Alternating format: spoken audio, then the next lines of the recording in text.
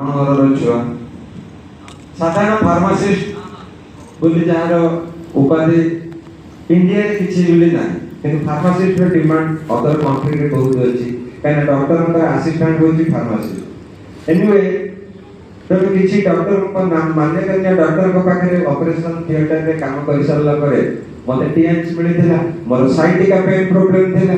କିଛି ସମୟ ପୂର୍ବରୁ ଆମର ରିଜିଓନାଲ ଫେଣ୍ଡର ପ୍ରସନ୍ନଜିତ ସାର୍ ଯୋଉ କହୁଥିଲେ ମଲ୍ଟିଫଙ୍କସନାଲ ହାଇପୋ, ମୁଁ କାମ କଲାବେଳେ ସେତେବେଳେ ମଲ୍ଟିଫଙ୍କସନାଲ ହାଇପୋ ନଥିଲା, ନର୍ମାଲ ହାଇପୋ ଥିଲା ଏବଂ ସେ ନର୍ମାଲ ହାଇପୋରେ ମୁଁ ସାଇଟିକା ପେନ୍ରୁ ରିଲିଜ୍ ପାଇଥିଲି ଏବଂ ସେଇ ଦିନ ଠାରୁ ଡିସାଇଡ୍ କରିଥିଲି ମୁଁ ଟିଏନ୍ସି କରିବି। ଟିଏନ୍ସି କରିସାରିଲା ପରେ କୌଣସି ଅସୁବିଧା ହେବା ସତ୍ତ୍ୱେ ମୁଁ ବନ୍ଦ କରିଦେଇଥିଲି, 6 ବର୍ଷ 7 ବର୍ଷ ବନ୍ଦ କରିଦେଇଥିଲି। ଯେହେତୁ ବ୍ଲଡରେ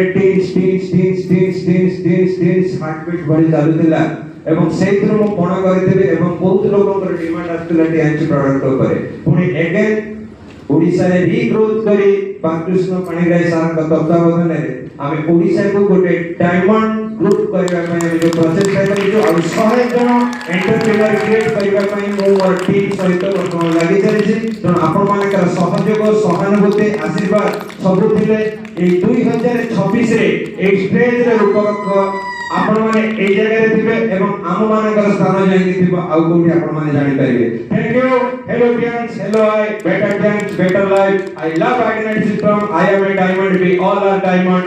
Go golden everyone very soon. Thank you, thank you, thank you.